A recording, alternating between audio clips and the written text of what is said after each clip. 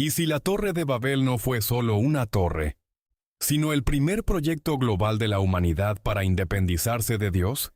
¿Y si no se trató simplemente de ladrillos y brea, sino de orgullo, ambición y una rebelión cuidadosamente organizada? La historia es breve, apenas 9 versículos en Génesis 11. Pero lo que ocurrió allí marcó un antes y un después en la historia humana.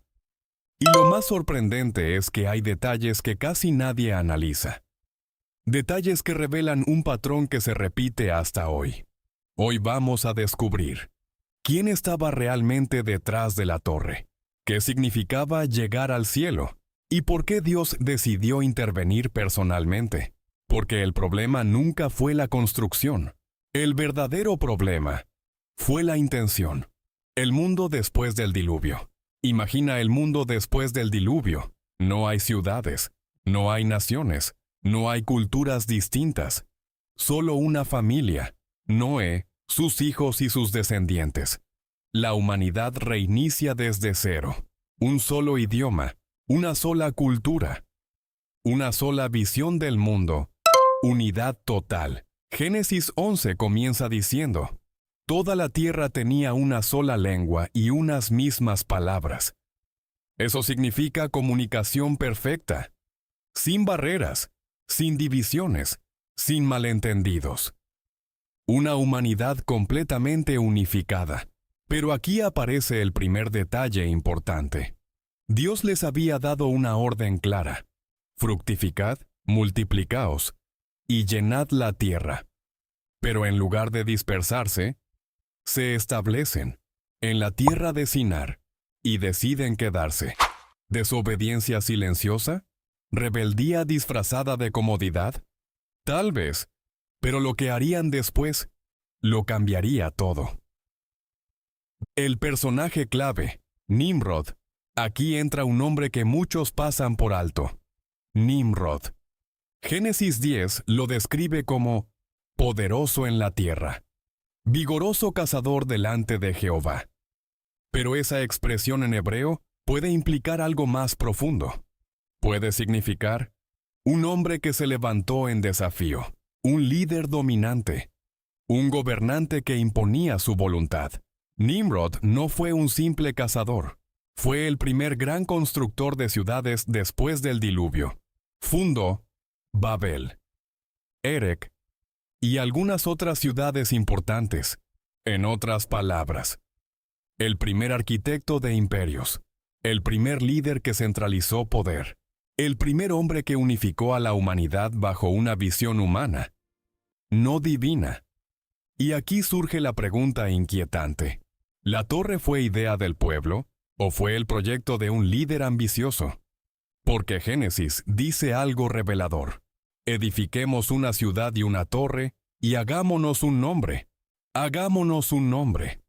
En la cultura antigua, eso significaba establecer identidad, asegurar poder, crear permanencia, construir grandeza sin depender de Dios. Y ahí comienza la verdadera historia. La confusión de lenguas. Imagina la escena. Un constructor pide ladrillos. El otro responde en un idioma desconocido. Confusión, frustración, caos. La coordinación desaparece.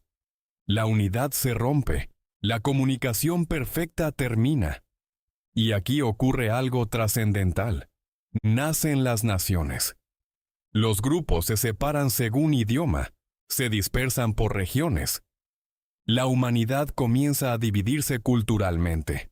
Babel significa precisamente eso: confusión.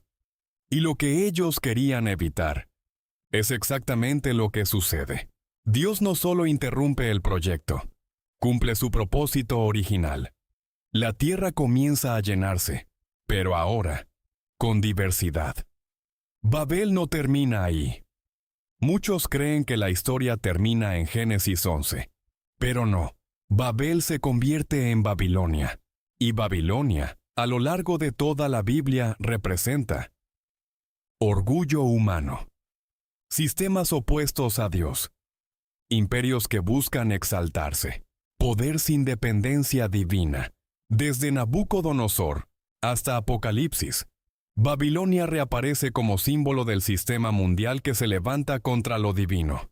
Entonces la pregunta es inevitable. ¿Fue Babel solo un evento histórico? ¿O el inicio de un patrón que sigue repitiéndose? Cada vez que la humanidad intenta unificarse excluyendo a Dios, está reconstruyendo Babel. Cada vez que el poder colectivo busca autonomía absoluta, está retomando ese proyecto. Y aquí viene algo fascinante. En Hechos 2, en Pentecostés, las lenguas vuelven a aparecer. Pero esta vez no para dividir, sino para unir bajo el Espíritu. Lo que fue fragmentado en Babel comienza a redimirse en Cristo. Eso no es coincidencia, es diseño. La Torre de Babel no fue solo una construcción antigua, fue el primer intento documentado de crear un sistema global independiente de Dios. Fue el nacimiento del orgullo colectivo organizado, la demostración de que la unidad sin propósito divino puede convertirse en amenaza. Y ahora la pregunta no es si Babel existió. La pregunta es, ¿estamos viviendo una nueva versión? Un mundo cada vez más conectado, más unificado, más interdependiente, pero espiritualmente distante. La historia de Babel nos recuerda algo fundamental. El problema nunca fue la tecnología, nunca fue la arquitectura, nunca fue el progreso. El problema fue, y sigue siendo, el corazón humano. Porque cuando el ser humano intenta hacerse un nombre sin Dios, siempre termina en confusión. Babel no cayó por falta de capacidad, cayó por exceso de orgullo, y ese mensaje sigue siendo urgente hoy. Lo que acabas de escuchar no es mito, no es leyenda, es historia con propósito. La Biblia no es un libro más, es la clave para entender el pasado y descifrar el presente. Esto es pura Biblia, donde los misterios antiguos vuelven a hablar. Suscríbete a nuestro canal para que no te pierdas nuestro próximo descubrimiento. Te va a encantar.